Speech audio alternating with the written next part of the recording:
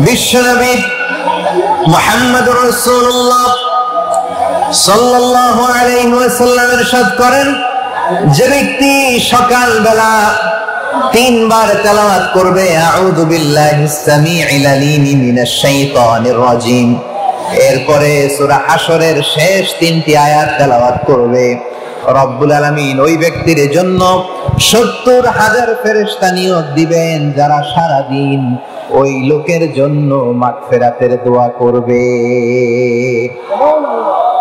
শুধু এখানেই শেষ নয়, বিশ্বনবী ফরমান ওয়া ইন মাতা ফি যালিকাল ইয়াউমি মাতা শাহীদান, ওই দিন যদি ওই ব্যক্তিটা ইন্তেকাল করে সে শহীদ হয়ে কিয়ামতের দিন আল্লাহর সামনে দাঁড়াবে। সকালবেলা যদি পড়েন তিনবার আউযু বিল্লাহিস সামিউল আলিম মিনাশ শাইতানির রাজিম তিনবার পড়ে সূরা হাশরের শেষ তিন আয়াত যদি তেলাওয়াত করেন, তাহলে আপনার জন্য আল্লাহ তাআলা ৭০,০০০ ফেরেশতা নিয়োগ করবে। সারা দিন তারা আপনার জন্য মাগফিরাতের দোয়া করবে, আর ওই দিন ইন্তেকাল করলে আল্লাহ তাআলা শহীদ হিসেবে আপনাকে কিয়ামতের দিন দাঁড় করাবেন।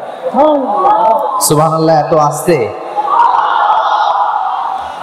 আবার সন্ধ্যাবেলায় যদি পড়েন, সারা রাতের জন্য ৭০,০০০ ফেরেশতা মাগফিরাতের দোয়া করবে। ওই রাতে মারা গেলে শাহাদাতের মৃত্যু নসিব হয়ে যাবে। এজন্য এই দোয়াটা পড়ার দরকার আছে না নাই? আযকারুস সাবাহি ওয়াল মাসা, সকাল সন্ধ্যার যে জিকির, এই জিকিরের অন্তর্ভুক্ত করে নেবেন এই ওয়াজিফাটা। যে হাদিসটা বর্ণনা করলাম সুনানে তিরমিজির হাদিস, যদিও হাদিসটা সনদের দিক থেকে দাঈফ, কিন্তু মুহাদ্দিসিনে ইকরাম বলেছেন যেহেতু এটা ফাযাইলুল আ'মালের হাদিস, এটা পড়ার ক্ষেত্রে কোনো নিষেধাজ্ঞা নাই, এটা পড়া যাবে। সকাল সন্ধ্যা যদি সুযোগ হয় এই ওয়াজিফাটা যেন আমরা পড়ি।